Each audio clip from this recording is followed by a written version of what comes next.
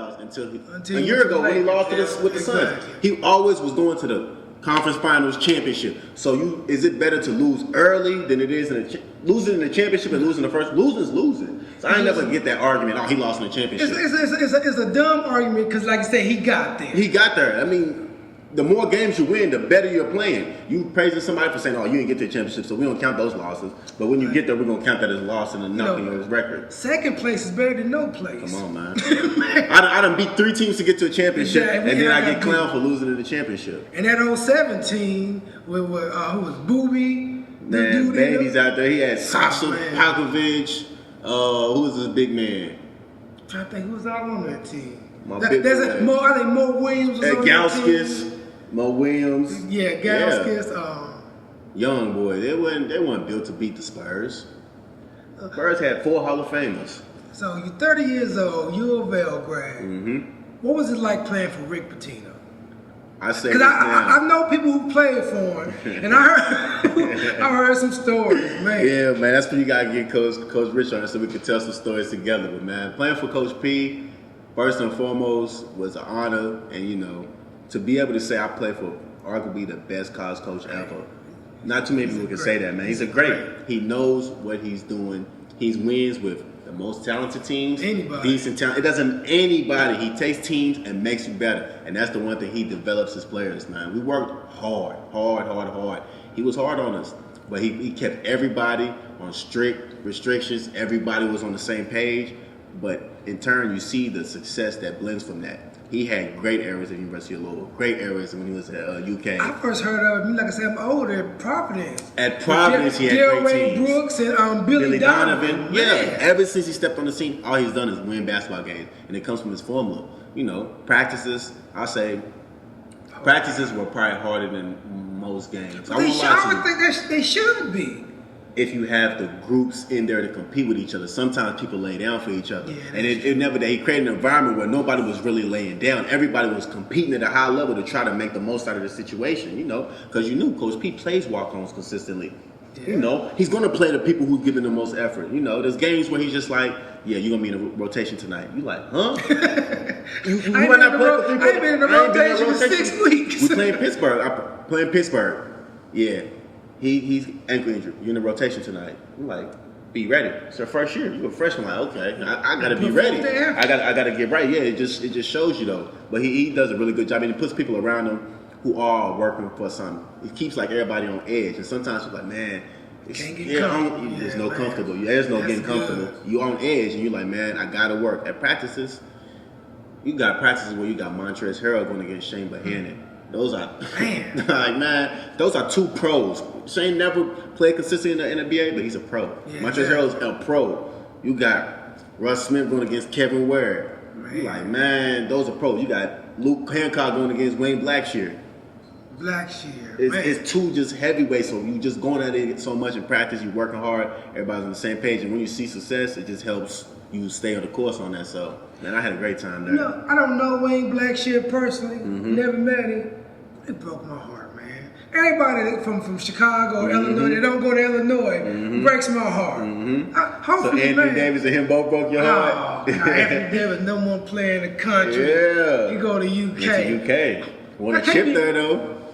I can't be mad at it because I think we had John Gross there as a coach in Illinois. And it just wasn't it? I think he's back at either Akron. I think he's at Akron now. I always thought John Gross was a great mid-major coach. Yeah. He did good at Ohio.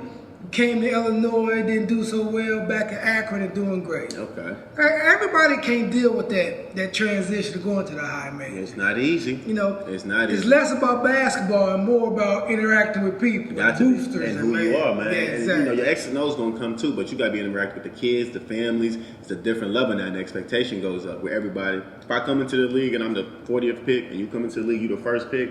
You got a lot more pressure on your shoulders. Exactly. Going to the ACC, Big Ten, that's the first pick. You in the spotlight now, so it makes it harder. Y'all got kids like Ayo though that would do sumo. Ayo did good. Yeah, that was solid. Kofi, I don't know if he'll make as much as I love Kofi. Yeah, I don't know if he fits today's NBA. He doesn't.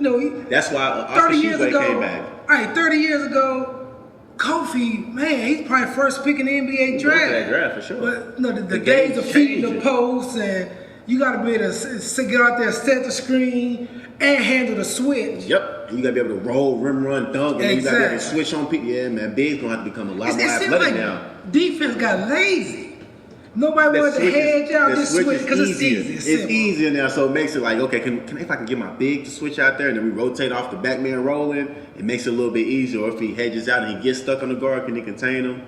And what was crazy on the switch, the pick and roll, back in the day was a pick and roll. Mm-hmm. The switch was for the big to get the advantage. They throw it down to the big. Now the switch is for the guard to get a big on him so he can take the shot. Yep. Unless you got an elite score down low. It'll help you out a lot. Is there any left? Cause it don't seem like Embiid, Jokic. Yeah, but Embiid want to shoot threes. He shoot too, but that's the thing. They bigs now mixing it up. Even Anthony Davis, he'll go down there sometimes, but he'll step out too. So some of the Karl Towns will go in and out sometimes. Yeah, I like that. Yeah, so it just depends. But your basketball's changing. The game definitely is, and I'll say it's getting better. Yeah. Kids in high school now are just as good or better than when I was in high school. That was only 10 years ago. Now I'm gonna play the old man on the lawn. The old man screaming, "Get off my lawn!" I think people are more athletic than ever before. Yep. Running and jump, but the skill level to me has taken a big hit because of the athleticism. Young people struggle to hit a 15-foot jumper. Okay, I say in certain areas. In the 80s, man, everybody had to be able to hit that. Though, they don't preach the mid-range no more. A lot of kids don't even think about the mid-range. They thinking, can I get all the way in, or can I shoot the three ball? Once they get it, and that's why last year I felt like for James Harden, I love watching James Harden. He got game. He lost his in-between games, so he struggled because he was either getting to the rim and not finishing, and then shooting his three balls off. Now you don't have no mid-range game. A guy like Kyrie Irving plays in the mid-range. Yeah, Kawhi Leonard plays in the mid-range. Kevin Durant, LeBron, you got to have that. Devin Booker. When you have all three levels, it makes you so deadly because now if I can't get to the rim, I can shoot the three. If my three's not going, now I can get to a pull-up or I can post you in the mid-post and get different stuff from that. So the more you expand your game, I love the mid-range. People like, analytics, I don't shoot, that's the worst shot. Man, shoot, that's the best shot you can make. Thank you. Okay, if that's the only shot you can make today, shoot it. 0. Exactly. Every time. Yeah, I'm not going to tell you, don't take this shot, but that's what a lot of people preach now. They say the mid-range is not a good shot. That's why kids not really working on that like that. There was a drill that, I don't know if you do, a lot of people do what the guard gets into the lane, jump stop, and kicks it out of the three-point shooter. I hate that drill. And I'm going to tell you why I hate that drill. Because if you get into the lane, unless we down by 3 points with 10 seconds, you get into the lane, I want you to score. Yeah. And if you small, I want you to shot fake and get to the free throw line. Or have a floater while you get a floater. It never made sense to me to pass up a 4-foot shot for a 19-foot shot. If you open, now if you got that guy out there, if somebody helps and kick it to him, yeah. My buddy, shout out to Darrell Robinson, the head coach of Danville High School. We always argue about that. I hate that drill. Yeah. I want you to get into the lane and score. Yeah. You done earned it. You got into the lane and score. Yeah, I definitely agree with you. When you get in the lane, you got to think score. The defense is going to dictate what you do. Now, if I get in there thinking I'm trying to come on 2 feet because I'm under control. Now, when you go off one, people going to start taking charges. You got to get in the lane, be able to play off 2 feet. One of my buddies, Chris Jones, one of the best little guards at doing that. Probably about 5'11", 5'10", strong, but he knew how to get in the paint. And if he didn't step up, he'll shoot a floater. He played at UofL. He played at UofL, yeah. He'll finish, he'll pivot. But if he do step up, he makes the right read. Oh, I drive strong side, you come over, easy kick. He's wide open in the corner. I know he's going to make that shot. I'm not a UofL fan, but it's always on TV. It's like, I watch UofL, baby. No Netflix. I'm gonna make sure you send me a reminder, man. I got your number. I'm gonna buzz you when Louisville come on. Watch some good ball. I turned to Planet Channel, watch Zoo Animal something. What's crazy about it? I've always been a college basketball head. I love Louisville and UK until I moved to Kentucky. Then the fans and the fans so nauseating, I started hating. Like I still brag to people about 2005. That's the last time Illinois went to the Final Four, and we beat Illinois. We beat Louisville I remember that. in the Final Four. Yeah, but my boy Ellis Miles and them, man, Francisco Garcia and them. Yeah, I talked to Ben. I had Ben there on the show. That's my guy. Okay. And I can't wait to hear his Rick Pitino. I'm about to shut him down. Like, that's enough, man. Okay, it's enough, man. But, you know, I always say, I'm going to get Ellis, man. I'll probably get you Ellis. Because I done talked to Ellis years ago when my son was playing. And I love to have Ellis because he had a good game against us, though. He did. I think he had like 30 points. Ellis almost was 1,000 rebounds at Louisville, 1,000 points, 1,000 rebounds. He's like 2 rebounds away from 1,000. He had a great career at Louisville, man. If I can get him on, I'm going to name this episode Straight Outta Compton. Because I would like to ask him, like, no, it makes sense. You're from Lexington. Louisville right next door. It makes sense you come here. How does the kid from California? He told me that story. I'm going to let him tell you. Ellis, hopefully I can get you on, he told me that story, man. You owe me anyway. Now, you probably thinking right now, if you hear it, what you owe me. I don't know what you owe me, but I have something by the time I get you on the show. You owe me something. That's a good story, though, man. It was unexpected, though. He didn't expect that.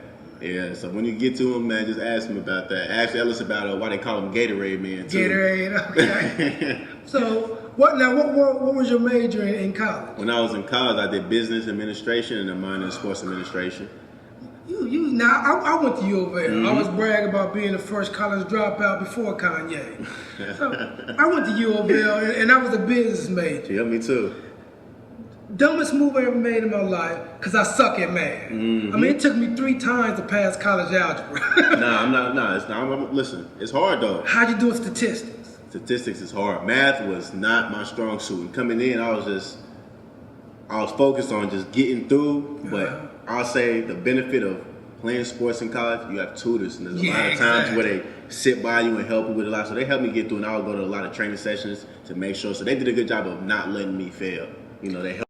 Hey, are you a creative personality or a sports analyst who wants to record your own podcast for the world to hear? Well, let me tell you, Buzzsprout is the route you want to take. What they do is amazing, and I hate for you to miss out.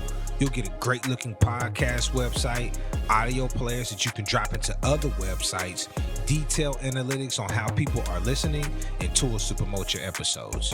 Buzzsprout gets your show listed in every major podcast platform, such as Apple Podcasts, Spotify, Google Podcasts, and more. If you sign up for a paid plan, you'll receive a $20 Amazon gift card, which helps our show. So hey, what are you waiting for? Come on over and join 100,000 other podcasters who are already using Buzzsprout to get their message out to the world. Peace.